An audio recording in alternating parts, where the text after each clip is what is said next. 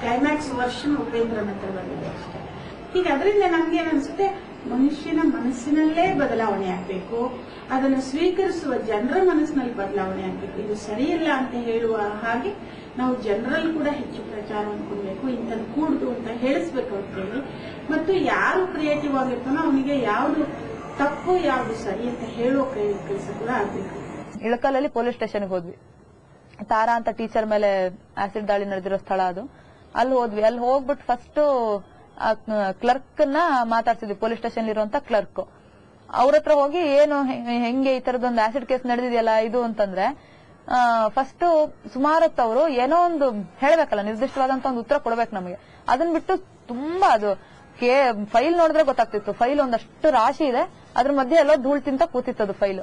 ಅದನ್ನ ತೆಗೆದು ಆ ಧೂಳೆಲ್ಲ ಇದ್ ಮಾಡ್ಕೊಂಡು ಅವರು ಪುಟ ತಿರುಗಿಸಿದ್ದಾರೆ. ಅದು ಎಲ್ಲೋ ಇದೆ, ಎಲ್ಲೋ ಮೂಲೆಯಲ್ಲಿ ಬಿದ್ದಿದೆ ಅದು ಕೇಸ್ ಇದಾಗಿರೋಂಥದ್ದು. ಅವರಿಗೆ ಎಷ್ಟ್ ಮಟ್ಟಿಗೆ ಅಂತಂದ್ರೆ, ಏನಾಗಿದೆ ಹೇಳಿ, ಯಾವಾಗ ಆಗಿದ್ದು, ಯಾವಾಗ ಅವ್ರಿಗೆ ಬೇಲ್ ಸಿಕ್ತು, ಏನು ನಮ್ಗೊಂದ್ ಸ್ವಲ್ಪ ಮಾಹಿತಿ ಕೊಡಿ ಅಂದ್ರೆ ಅದನ್ನ ಹೇಳಕ್ ಆಗ್ತಿಲ್ಲ ಅವ್ರಿಗೆ. ಕಂಪ್ಲೇಂಟ್ ರಿಜಿಸ್ಟರ್ ಆಗಿ ಎಷ್ಟು ದಿವಸ ಆದ್ಮೇಲೆ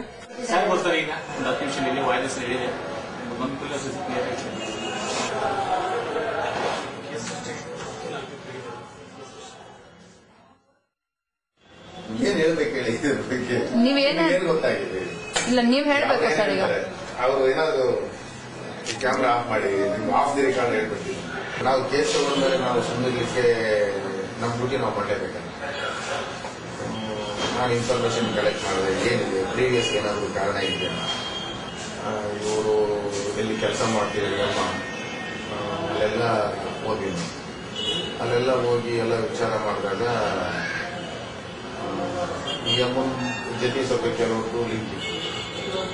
ಅವರು ಆ ಒಂದು ಹೊಟ್ಟೆಯವರಿಗೋಸ್ಕರ ಈಕೆಗೆ ಬೇರೆ ಇದಾಗಬಾರ್ದು, ಓಪನ್ ಆಗಿ ಹೇಳ್ಬಿಡ್ಲ, ನೀವು ಆಫ್ ದಿ ರೆಕಾರ್ಡ್ ಅದನ್ನೆಲ್ಲ ರೆಕಾರ್ಡ್ ಮಾಡಬಾರ್ದು ಅಷ್ಟೇ. ಇಲ್ಲ ರೀ, ನೋಡಿ ನಿನ್ನೆ ನೋಡ್ತಾ ಇಲ್ಲ, ಆಫ್ ದಿ ರೆಕಾರ್ಡ್ ಕೆಳಗಡೆ ಹೇಳಿದ್ದೀನಿ. ಇಲ್ಲ ರೀ, ನನಗೆ ರೆಕಾರ್ಡ್ ಆಗ್ತಾ ಇಲ್ಲ. ನಿಮಗೆ ಕ್ಲೋಸ್ ಮಾಡಿದೆ ನೋಡಿ, ಇದು ಕ್ಲೋಸ್ ಮಾಡಿದ ತಕ್ಷಣ ಆಯ್ತು. ಅಂತ ಗಂಡನೊಟ್ಟಿಗೆ ಈ ಸಮಾಜ ರಕ್ಷಣೆ ಕೊಡಬೇಕಂತ ಮಕ್ಕಳಿಗೆ, ಹೆಣ್ಣು ಮಕ್ಕಳಿಗೆ ಈ ಪೊಲೀಸ್ ಕೋರ್ಟ್ ಕಚೇರಿ ಏನ್ ಹೇಳುತ್ತೆ ಅಂದ್ರೆ, ಅಂತ ಒಂದು ಹೆಣ್ಣು ಮಗಳು ನನಗೆ ಡೈವೋರ್ಸ್ ಬೇಕು ಅಂತ ಹೋಗಿ ಕೇಳಿದ್ರೆ ಆ ಹೆಣ್ಣು ಮಗಳ ಮೇಲೆ ತಪ್ಪು ಹೊರಿಸ್ತಾರೆ. ಇವಳು ಏನ್ ಮಾಡಿದಾಳೋ ಅದಕ್ಕೆ ಗಂಡ ಬೇಡ ಅಂತ ಹೇಳ್ತಿದ್ದಾಳೆ. ಪೊಲೀಸ್ ಕೇಳೋದೆ ಫಸ್ಟ್ ಕೇಳೋದಂತ ಮಾತು ಇದೇನೆ. ಅದರಿಂದ ಹೆಣ್ಣು ಮಗಳಿಗೆ ಮೊದಲು ರಕ್ಷಣೆ ಕೊಡಬೇಕು ಸಮಾಜದಿಂದ. The policeman from the small Veda to the top policeman has to be sensitized. His attitude to a woman is, the woman once he gets married has to live. We mean to say that the policemen are not violating their women. They are very much more than even others. So what do you expect from the state? 326 ಕೆಳಗಡೆ maximum sentence ಏನ್ ಸಿಗುತ್ತೆ ಅವ್ರಿಗೆ? ಅಂದ್ರೆ convict ಆದ್ರೆ ಅದು maximum punishment ಏನ್ ಸಿಗ್ಲಿಕ್ಕೆ ಸಾಧ್ಯ ಇದೆ ಅವರಿಗೆ?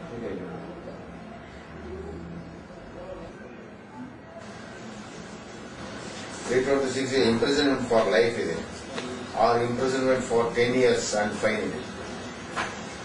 Life or 10 years imprisonment. 326 voluntarily causing grievous hurt by dangerous weapons or means life ಇದೆ. ಈ ಅಮೌಂಟ್ ಇವರೇ ಬಂದು ನನಗೆ ಹಾಕಿ ಹೋದ್ರು ಅಷ್ಟು ಇವರೊಬ್ಬರು ಕರೆಕ್ಟ್ ಆಗಿ ಹೇಳ್ಬಿಟ್ಟು 326 ನಾನ್ ಬೇಲಬಲ್ ಬೇಲಬಲ್ ಅಲ್ಲ, ನಾನ್ ಬೇಲಬಲ್. ಮತ್ತೆ ಹೇಗೆ ಬೇಲ್ ಸಿಕ್ತು ಅವ್ರಿಗೆ?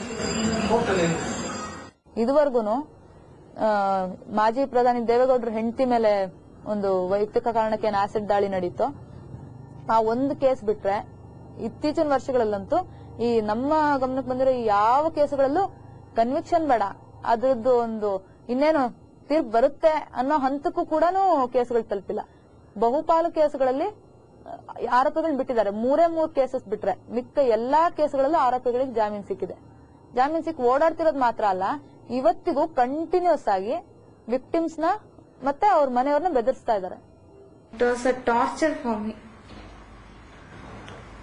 because that time I had gone some surgery, undergone surgery. After 2 months I had got, that time also wound was not healed and I went to the court. So it was very painful.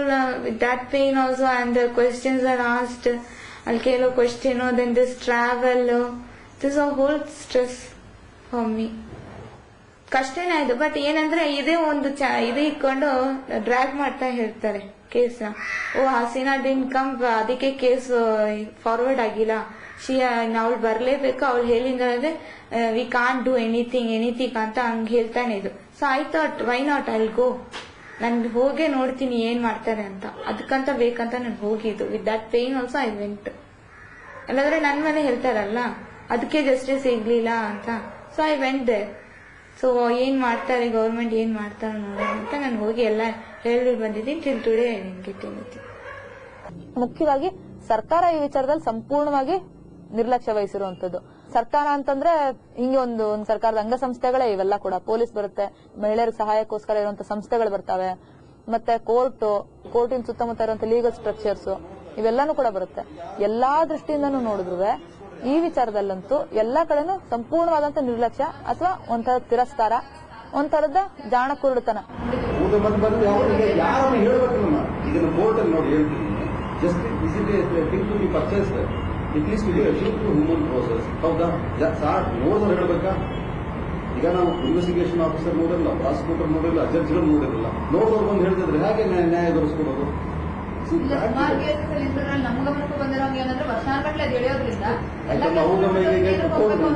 ನಾಳೆ ನೋಡಿ ಏನಾಗಿದೆ ಗೊತ್ತಾ, ನಮ್ದು ನಾವೆಲ್ಲ ಸರಿ, ಬೇರೆಯವ್ರದೆಲ್ಲ ತಪ್ಪು ಭಾವನೆಗಳು ನಮ್ಮಲ್ಲಿ ಇರೋದು. ಏನ್ ತಿಳ್ಕೇಳಿ, ಈಗ 6,000 ಕೇಸ್ ಇಟ್ಕೊಂಡು ಏನ್ ತೀರ್ಮಾನ ಮಾಡಕ್ಕಾಗುತ್ತೆ? ಒಂದು ತಿಂಗಳು 4 ಕೇಸ್ಗಳು ಡಿಸೈಡ್ ಮಾಡಕ್ಕಾಗಲ್ಲ. ಬಹಳಷ್ಟು ಆ ನೋವು, ಆ ಹಿಂಸೆ ಯಾವುದೇ ನನ್ನ ವೈರಿಗೂ ಬೇಡ ಅನ್ಕೊಳ್ತೀನಿ ನಾನು. ಅಂತ ಹಿಂಸೆ, ಭಯಂಕರವಾದ ಹಿಂಸೆ. ಆಸಿಡ್ ಮಾತ್ರ ಇದು ಈ ಸಮಾಜ ಕ್ರೂರವಾಗಿ ಅದನ್ನ ಪೂರ್ತಿ ತೆಗ್ದಾಕ್ಬೇಕು ಅಂತಾನೆ ನಾನು ಅನ್ಕೊಳ್ತೀನಿ.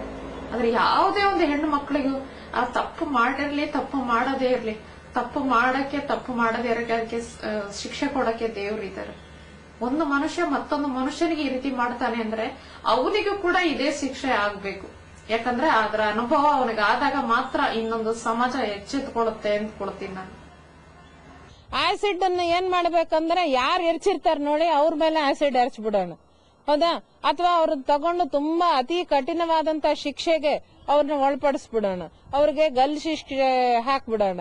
ಇದು ಸೊಲ್ಯೂಷನ್ ಅಲ್ಲ ಅನ್ಸತ್ತೆ. ನಾವ್ ಯಾವಾಗ ಇದನ್ನ ಸಾಮಾಜಿಕ ಚೌಕಟ್ಟಿನಲ್ಲಿ ಇಟ್ಟು ನೋಡೋಕೆ ಶುರು ಮಾಡ್ತೀವೋ ಆವಾಗ ಒಂದು ಸಾಮಾಜಿಕವಾಗಿರುವಂತ ಪ್ರತಿಕ್ರಿಯೆನೆ ನಾವು ಸೊಲ್ಯೂಷನ್ ಆಗಿ ನಾವು ತಗೋಬೇಕಾಗುತ್ತೆ. ಸರಿಯಾಗಿರುವಂತ ಯಾವ್ದಾದ್ರು ಒಂದು, ಈಗ ಮಹಿಳಾ ಆಯೋಗ ಅಂತ ಇದೆ ಕರ್ನಾಟಕದಲ್ಲಿ, ಅವರಾಗ್ಲಿ ಅಥವಾ ರಾಷ್ಟ್ರೀಯ ಮಾನವ ಹಕ್ಕು ಆಯೋಗ ಇದೆ, ರಾಜ್ಯ ಮಾನವ ಹಕ್ಕು ಆಯೋಗ, ಈ ತರದ್ ಯಾರಾದ್ರೂ ಆ ಅಧಿಕಾರ ಹೊಂದಿರುವಂತವ್ರು, ಸುಮಾರಷ್ಟು ಪವರ್ಸ್ ಇದೆ ಇವ್ರಿಗೆಲ್ಲಾನು, ಸುಮ್ನೆ ಏನೋ ಅಲ್ಲ. ಮತ್ತೆ ಇನ್ನೊಂದೇನೋ ಒಂದು ಹೈ ಪವರ್ಡ್ ಕಮಿಟಿ ಅಂತೆಲ್ಲಾನು ನೋಡಿದ್ವಿ ನಾವು. ಈ ತರ ಪವರ್ಸ್ ಇರೋರು ಯಾರಾದ್ರೂ ಅದನ್ನ ಸರಿಯಾಗಿ ಬಳಸ್ಕೊಂಡು ಇದನ್ನ ಕಂಡುಹಿಡಿಯೋದಾಗಿದ್ರೆ ನಿಜಕ್ಕೂ ಇನ್ನೂ ಸುಮಾರಷ್ಟು ಕೇಸುಗಳನ್ನ ಪತ್ತೆ ಮಾಡಬಹುದಾಗಿತ್ತು, ನಿರ್ದಿಷ್ಟವಾಗಿರುವಂತ ಮಾಹಿತಿ ಇರ್ತಿತ್ತು. ಮತ್ತೆ ಈ ವಿಕ್ಟಿಮ್ಸ್ಗೂ ಸಹಾಯ ಆಗೋದ್ ಮಾತ್ರ ಅಲ್ಲ, ಈ ಹೋರಾಟ ಏನಿದೆಯೋ ಇದನ್ನ ತಡಿಬೇಕು, ಇದನ್ನ ನಿಲ್ಲಿಸಬೇಕು ಅಂತ ನಡೀತಿರೋ ಹೋರಾಟ, ಅದಕ್ಕೂ ತುಂಬಾ ಸಪೋರ್ಟ್ ಆಗೋ ಹಂಗಿರ್ತಿತ್ತು. ನಾವು ನಾವು ನಮ್ ಏನೇನ್ ಕೇಸ್ ಬರ್ತಾವ ಮಾತ್ರ ಡೀಲ್ ಮಾಡ್ತೀವಿ ಅಂತ ನಾವು ಅಲ್ಲಿ ಹೋಗ್ಬಿಟ್ಟು ನೋಡಿದ್ವಿ ನಾವು ಏನಾಗ್ತದೆ. ಅದು ನೀವು ಫೀಲ್ಡ್ ಅಲ್ಲಿ ಕೆಲಸ ಮಾಡ್ತೀವಿ, ಅದು ಫೀಲ್ಡ್ ಅಲ್ಲಿ ಕೆಲಸ ಮಾಡ್ಲಿಕ್ಕೆ ಅಷ್ಟೊಂದು ಡೆವಲಪ್ಮೆಂಟ್ ನಮಗೆ ಇರಬೇಕು, ನಮ್ಮ ಹತ್ರ ಜನ ಇರಬೇಕು ಫೀಲ್ಡ್ ಕೆಲಸ ಮಾಡಿ. ನಮಗೆ ನಿಮ್ಮ ಹಾಗೆ ಕಮಿಟ್ಮೆಂಟ್ ಇರಬೇಕು. ಅದೊಂದು ನೆನಪಿ, ನಾವು ಸರ್ಕಾರದ ಆರ್ಗನೈಸೇಷನ್, ನೀವು NGO ಕಮಿಟೆಡ್ ಆಗಿ ನೀವು ಬಂದಿದ್ದೀರಿ ಕೆಲಸ ಮಾಡಿದ್ರೆ ಅಲ್ವಾ? I know, but you're NGO, non-governmental organization. Whether you're funded or not is a different question. You're a non-governmental organization. Government organization works in a different way. See, as a government organization, suddenly I can't ask like this one, somebody to leave your job here and go and type the solution. Do it. So, no, I'm sorry. ನಮ್ಮ ಜೊತೆಗೆ ಇದ್ದಂತ individuals ಕೆಲವರು ಇದರಲ್ಲಿ ಆಸಕ್ತಿ ಇದೆ, ಏನಾದ್ರು ಮಾಡೋಣ ಅಂತ ನಮ್ ಜೊತೆ ಸರ್ವೆಗೆ ಬಂದಂತವ್ರು. ಮತ್ತೆ ಆ ಟೈಮಲ್ಲೇನೆ ಪೆಡರ್ಷನ್ ಪಿಕ್ಚರ್ಸ್ನವರು ನಾವು ಬೇರೆ ಕಾರಣಗಳಿಗೂ ಜೊತೆಗೆ ಸೇರಿ ಚರ್ಚೆ ಮಾಡ್ತಿದ್ದಾಗ ಈ ವಿಷಯನೂ ಕೂಡ ಬರ್ತಿತ್ತು. ಆಸಿಡ್ ಅಟ್ಯಾಕ್ಸ್ ನಡೀತಿದೆ, ಏನ್ ಮಾಡ್ಬೇಕು ಇದಕ್ಕೆ. ಹಿಂಗೆ ಆಲೋಚನೆ ಮಾಡ್ತಿದ್ದಂಗೆ ನೋಡ್ತಿದ್ದಂಗೆನೆ ಪೇಪರ್ ರಿಪೋರ್ಟ್ಸ್ ನಮ್ಗೆ ಮುಖ್ಯವಾಗಿ ಎಲ್ಲದಕ್ಕೂ ಆಧಾರ. ಇಳಕಲ್ಲಲ್ಲಿ ಒಂದು ಕೇಸ್ ಆಗಿದೆ ಅಂತ ಹೇಳಿ, ಮತ್ತೆ ಅದೇ ಟೈಮಲ್ಲಿ ಇದ್ರಲ್ಲಿ ರಾಯಚೂರಲ್ಲಿ ಒಂದು ಕೇಸ್ ಆಗಿದೆ ಅಂತ, ಬೀದರಲ್ಲಿ ಒಂದು ಕೇಸ್ ಆಗಿದೆ. ಹಂಗೆ ಟೀಮ್ಗಳು ಮಾಡ್ಕೊಂಡು ಬಹುಶಃ 3 ಟೀಮ್ ಹಂಗೆ ನಾವು ಹೋಗಿದ್ವಿ ಬೇರೆ ಬೇರೆ ಕಡೆಗೆ. ಈಗ ಹೊನ್ನಾವರ, ಚಿಕ್ಕಮಗಳೂರು,